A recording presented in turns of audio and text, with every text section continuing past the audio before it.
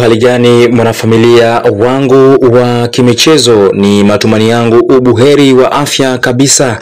Ni kukaribishe tena katika anga za kimichezo, tukajadili zile taarifa zote za kimichezo ambazo zimeweza kujili, lakini pia kugonga vichwa vya habari hapa kwetu nchini Tanzania. Kubwa zaidi, kama wewe ni mara yako ya kwanza unatembelea channel yetu, basi nikusii uweze kusubscribe hapo katika maandishi ambayo yameandikwa subscribe, kisha itatokea alama ya kengele. Tafadhali bonyeza kengele hiyo, hapo utakuwa umefanikisha kuweka njia rahisi kabisa ya wewe kupata taarifa zote za kimichezo pasi na kuhangaika huku na kule ukisaka taarifa za kimichezo.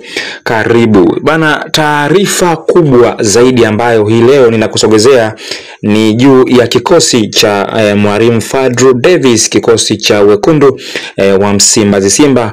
Kama tunavyofahamu kwamba tarehe 25 hii leo ni finali ya kombe la shirikisho barani Afrika, ambapo wekundu wa Msimbazi Simba wanahitaji ushindi kuanzia mabao 3 kuendelea mbele ili kuweza kujihakikishia ubingwa wa kombe hilo la shirikisho barani Afrika, ambapo mchezo huo utachezwa majira ya saa 10. Na sasa hapa mkononi mwangu tayari ninacho kikosi cha Mwalimu Fadlu Davis ambacho ameanza nacho kuelekea katika mchezo huo dhidi ya RS Berkane katika dimba la New Amani Complex. Sasa moja kwa moja tutaanza na nafasi moja baada ya nyingine katika kikosi hicho ambacho Mwalimu Fadlu Davis, ambacho kikosi hicho kitakuwa na mabadiliko kidogo, lakini 100% ni kikosi kile ambacho Mwalimu Fadlu Davis amekuwa akianza nacho katika squad yake. Na moja kwa moja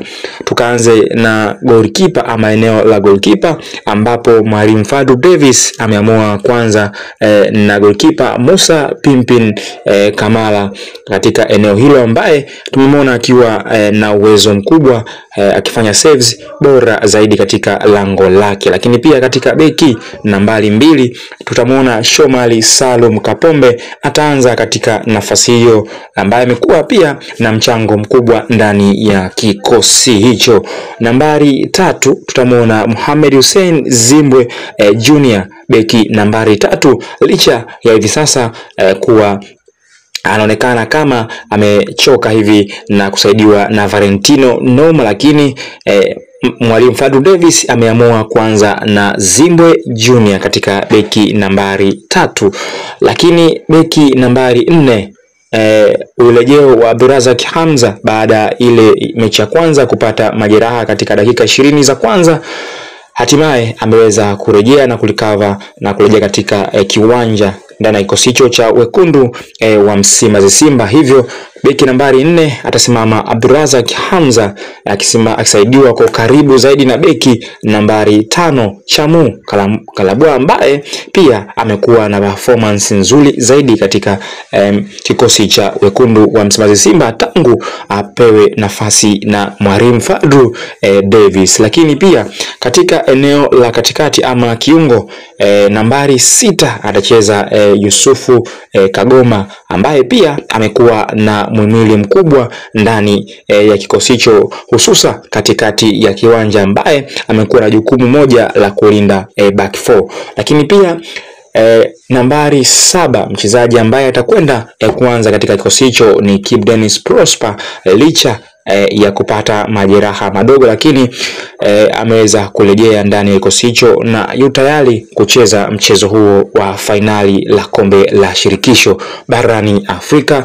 Nambari 8 atacheza yule Mkongomani Fabrice Luamba Ngoma katika eneo la kiungo nambari 8, huku nambari 9 striker Mwalimu Fadlu Davis ameamua kuanza na Steven Dese Mukwala, licha ya mchezo wa kwanza kumuona Lionel Ateba Mbida akianza katika kikosi hicho, lakini Mwalimu Fadlu Davis awamu hii katika mechi ya nyumbani ameanza na Steven Dese Mukwala.